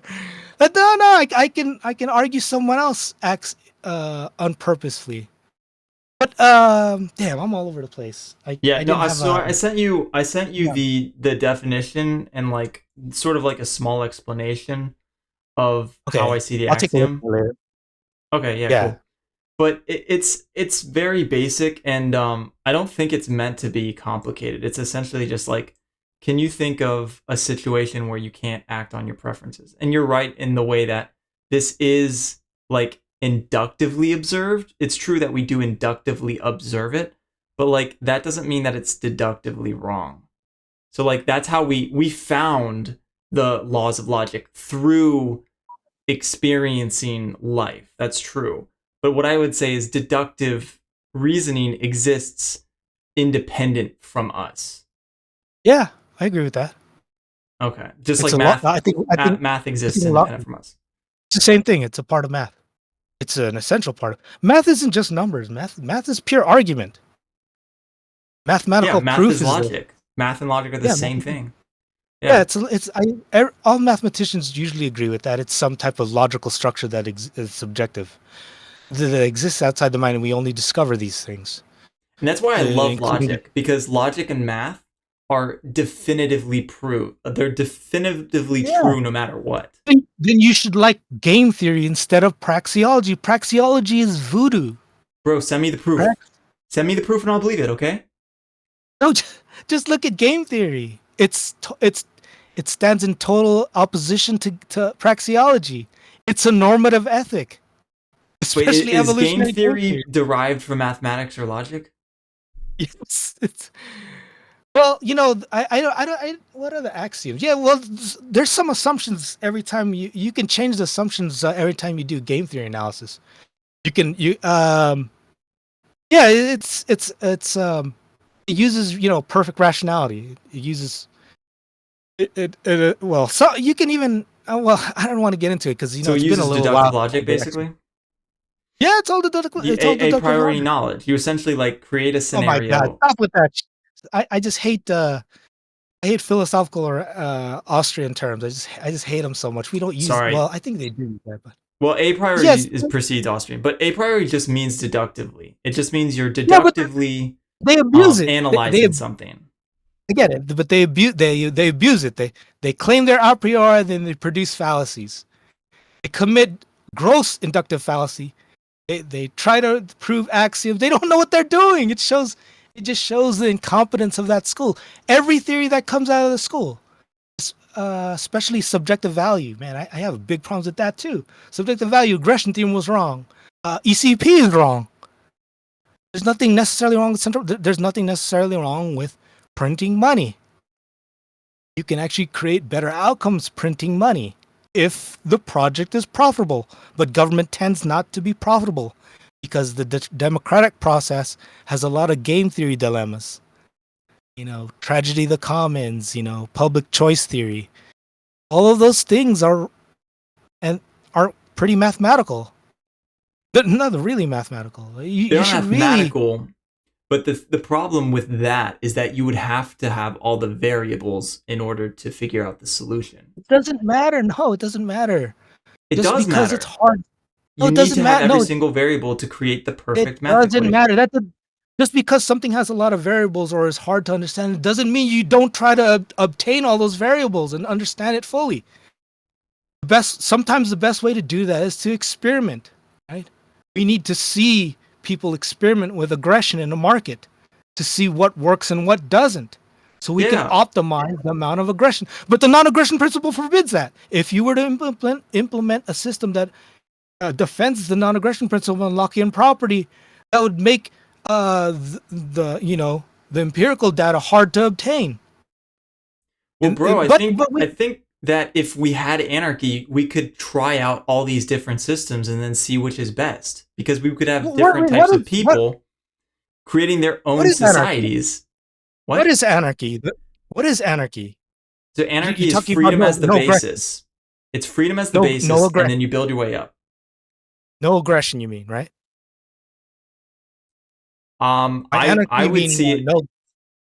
So I would see it as unjustified hierarchies. So opposition to unjust hierarchies. That's what the non-aggression principle would be, or that's what anarchy would be. So What is an unjust? What is unjust, and what is a hierarchy? So I believe a hierarchy is yeah. when I don't know. I agree. I think you're just gonna be deduced down to aggression, right? Am I not mistaken? Can you just simplify this as saying no aggression? You want a system that somehow discourages any aggression? So I want to start out with complete freedom and then build our way up, and then we'll have different societies. And What one does freedom society, mean? What are you free from? Aggression? yes, free from aggression. Yes. So you want to Yeah. try to minimize aggression to zero. Yes, and then from that point on, people can create societies if they want based around aggression. You can do that if you want. But I just want my own society where we don't do that. And then somebody can have their hyper capitalistic society, somebody can have their communistic society, and I can Yeah. have my anarcho capitalist society. Yeah, you'll get outcompeted. You'll get outcompeted by I'm evolutionary okay with capitalism. that. I'm okay with Yeah. that. Let's test it out.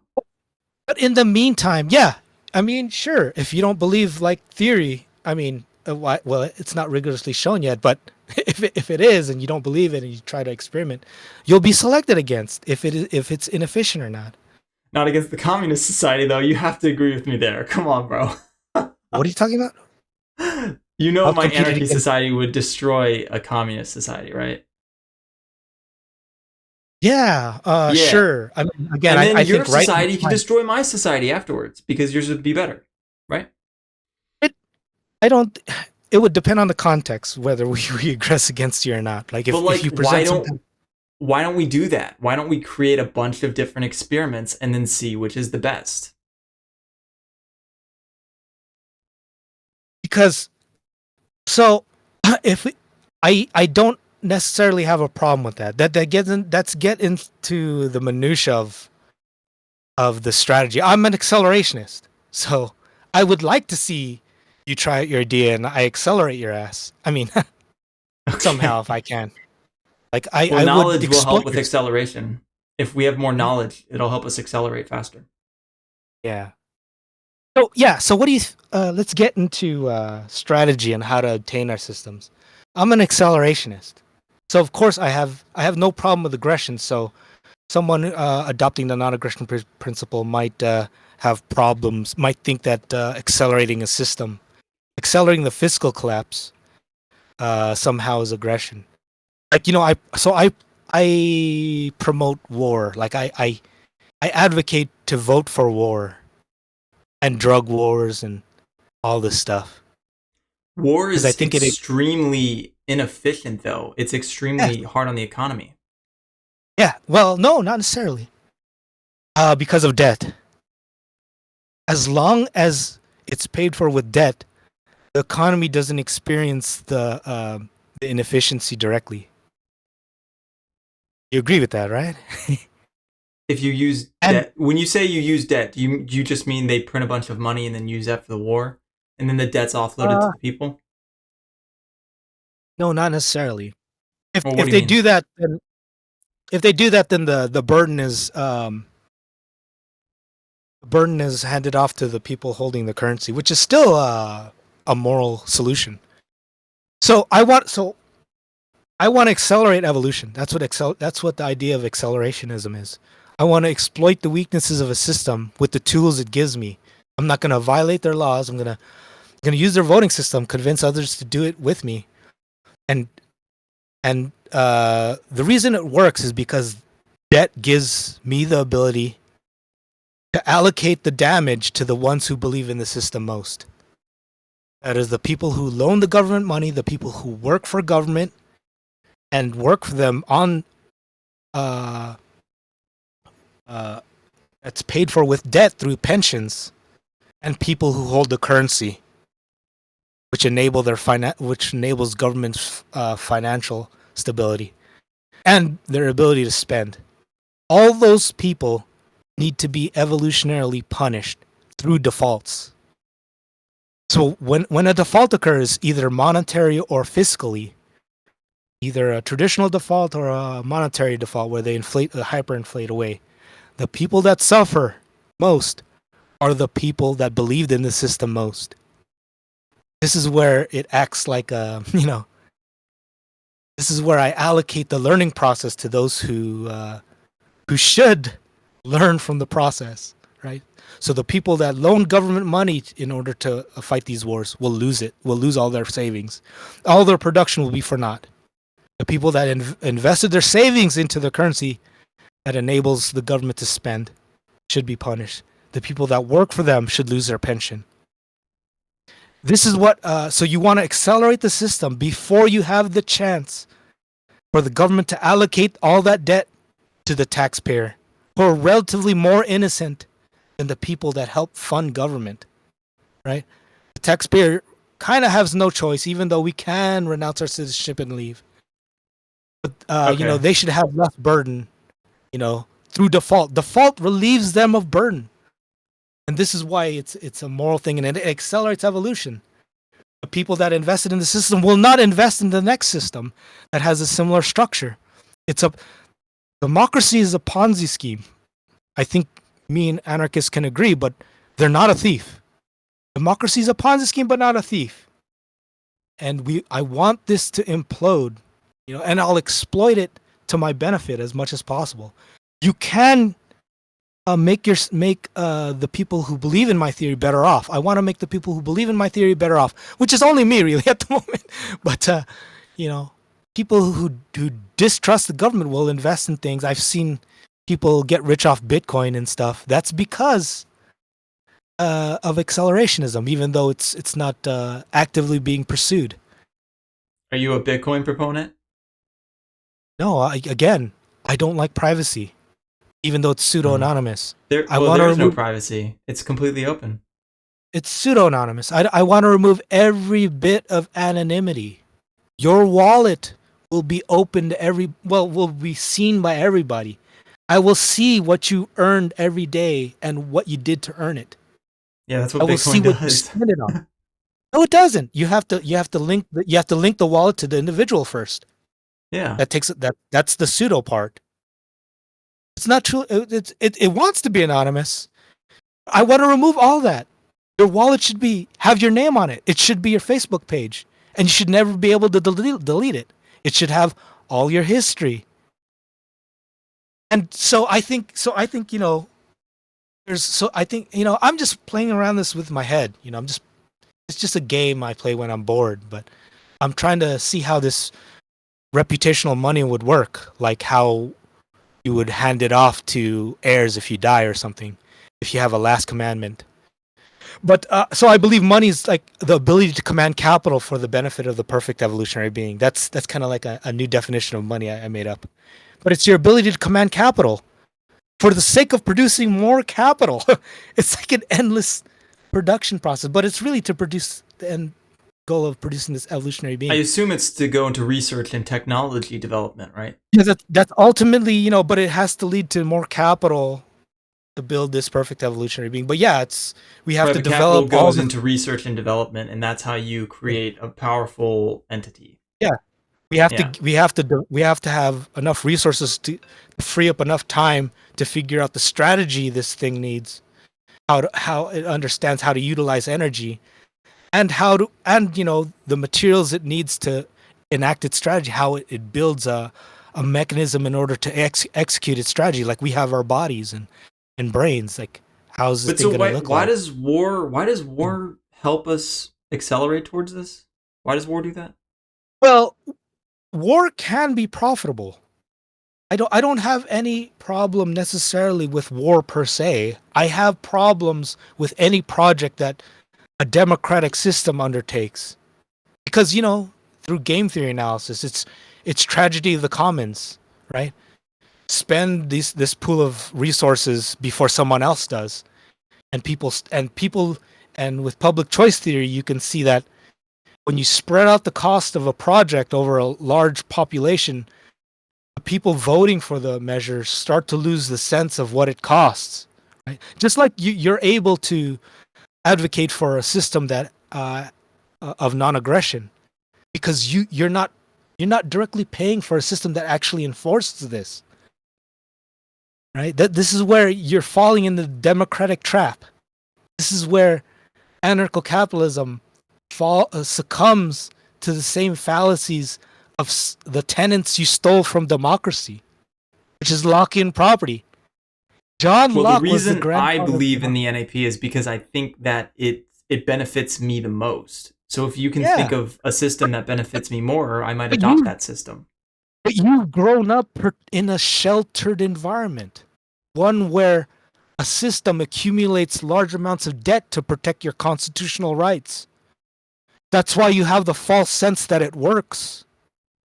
But when the system collapses and you realize that all the activities that government has undertaken do not produce a net profit for society, you'll have to figure out if defending Lockean property was one of those projects that contributed to its fiscal collapse. And I contend it has, with the same theoretical and hypotheticals that I've shown to you. I've shown to you. So you can tell what the economy wants to do, the evolutionary economy wants to do. With the profit incentive, what it wants to do is allocate property to those who best use it, right? Right?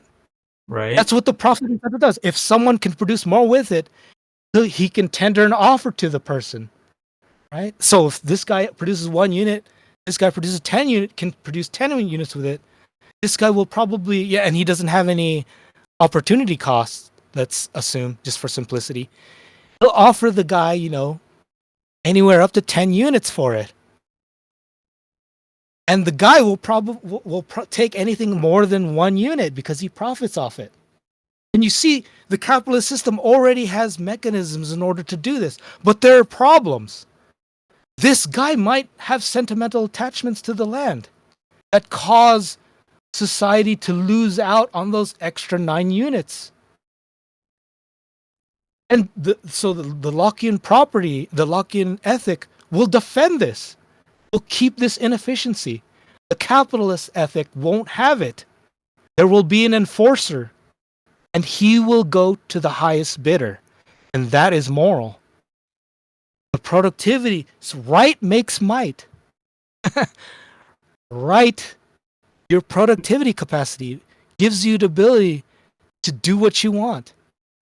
But if you do something immoral, it'll suck away your power. It'll suck away some of that ability in your next decision. That's where the inefficiency is, and that's how you'll get outcompeted. Every time you defend somebody, when society loses out on that transfer, that's how your anarcho-capitalism is inefficient. It's very insidious too, because on the face of it, it'll look very productive.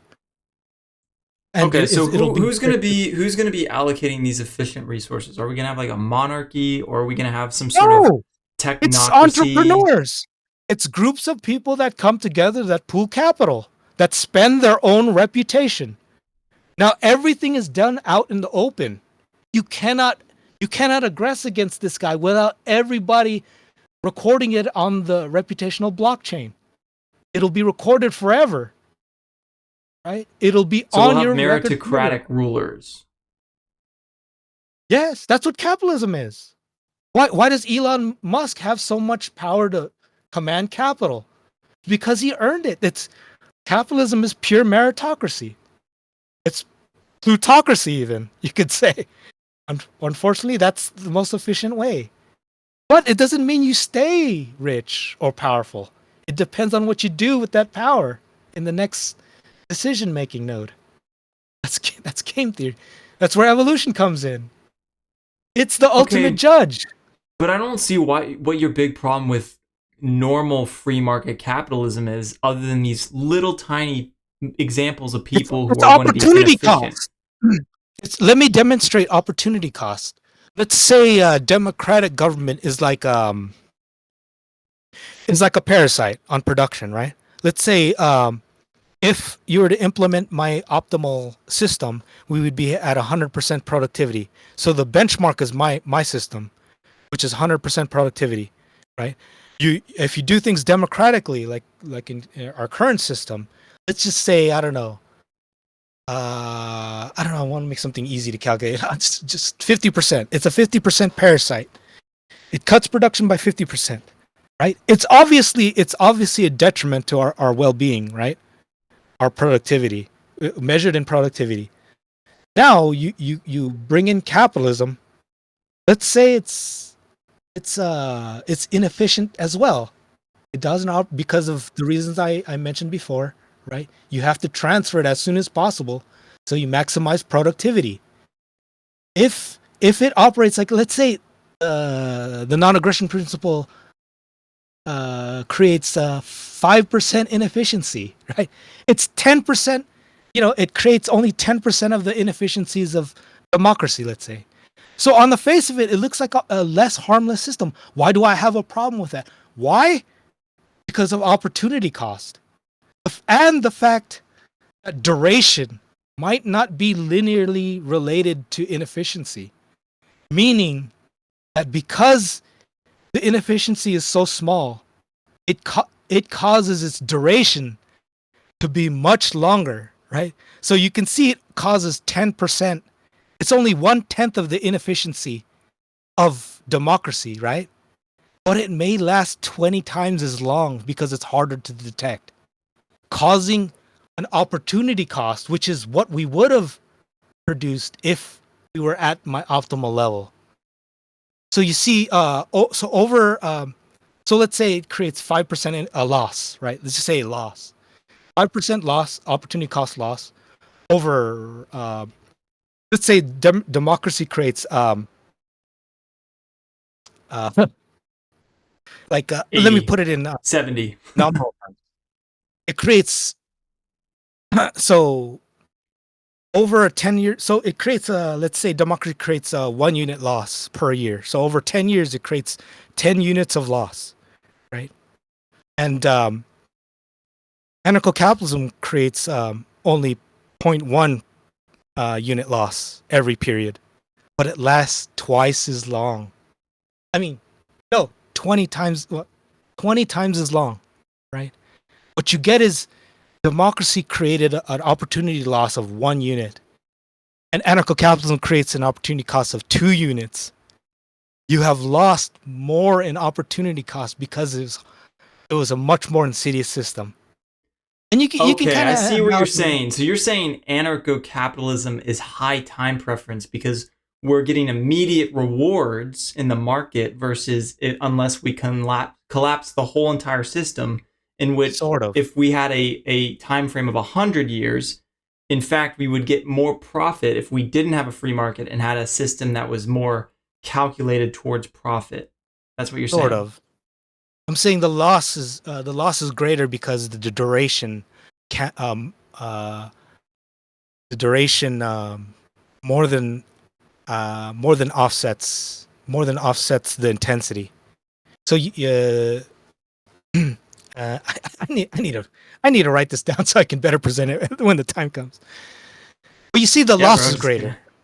Just like an embezzler is more dangerous than an outright thief. Like you'll see a thief put a gun in your face and steal like $1,000 from you at the ATM.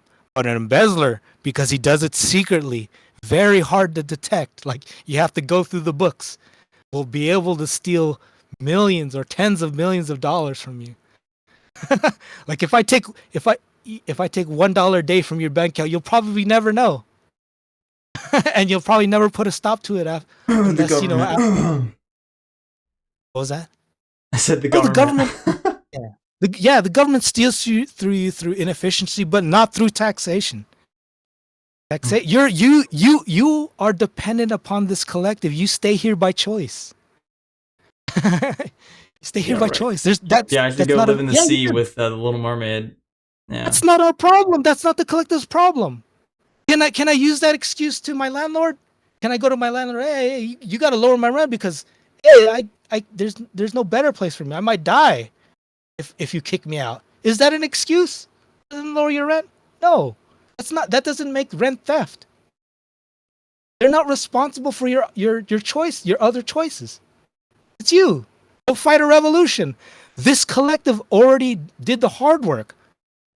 They allied with France and Spain in order to fight Britain to take the land. And they took land from the Indians. That's a case of moral.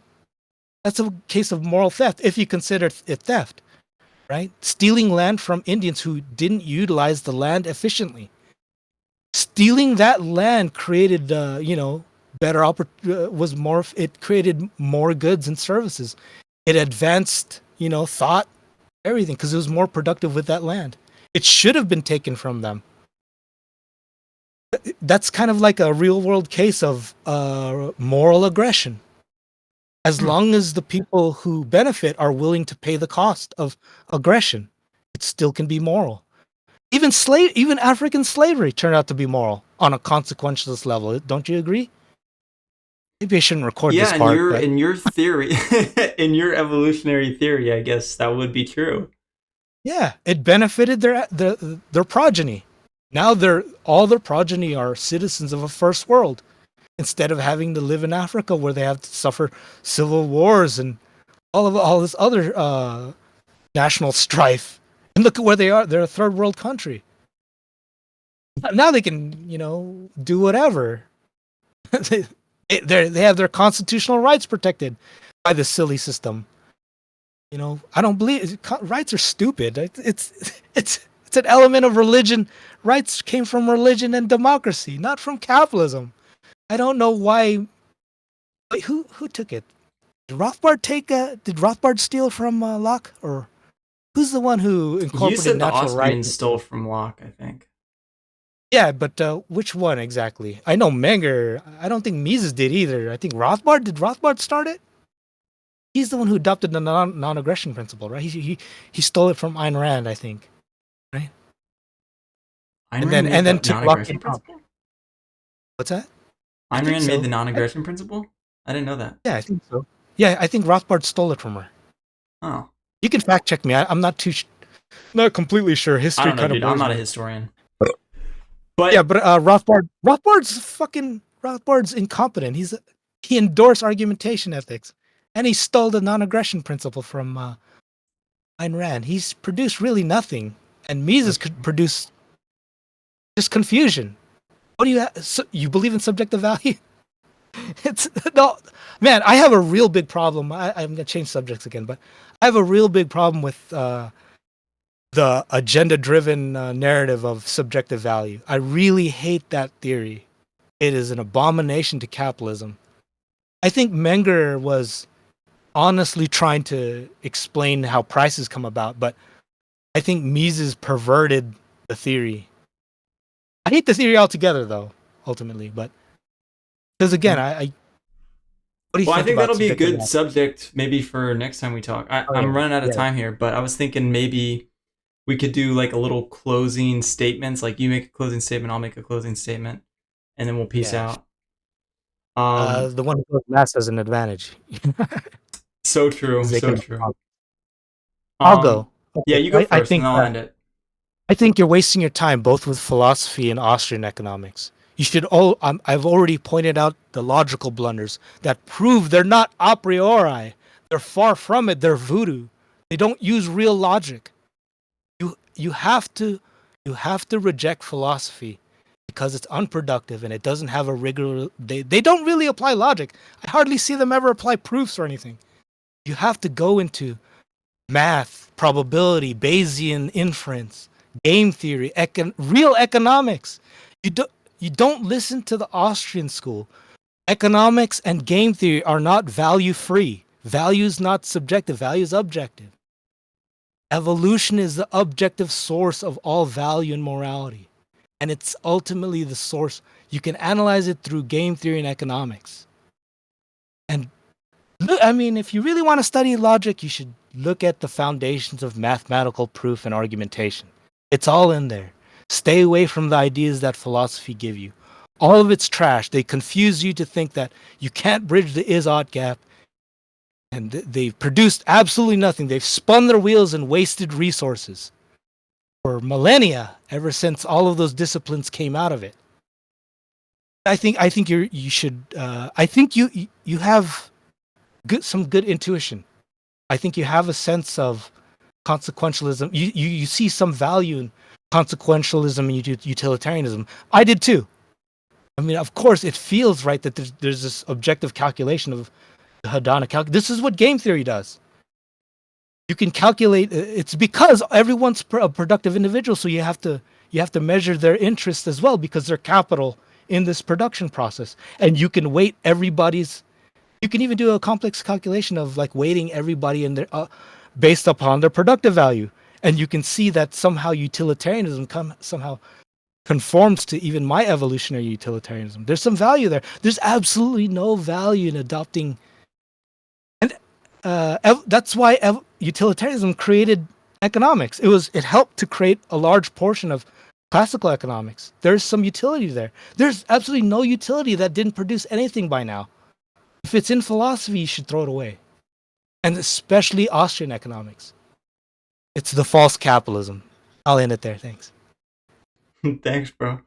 So I just want to say, yeah, thanks for agreeing to have a conversation with me. I saw some of your debates, and I was just interested in understanding, fleshing out your ideas more. So yeah, thanks for coming on.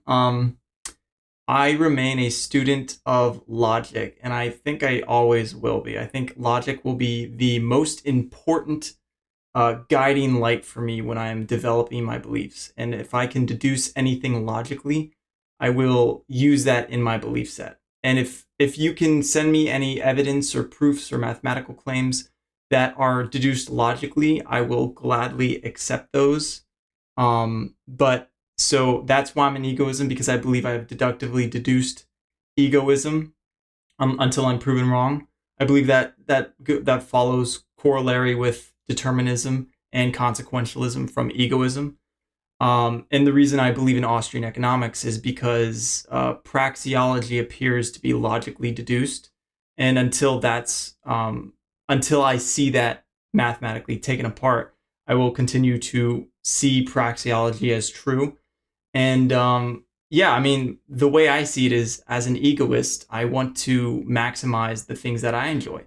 And the things that I enjoy is living in a free society and living free myself. And I mean, until I have a good reason for wanting an evolutionary capitalism, or unless that system can benefit me more, I probably won't adopt it unless the evidence is shown that it'll benefit me more. But yeah, thanks for coming on, man. I really enjoyed the conversation. Yeah.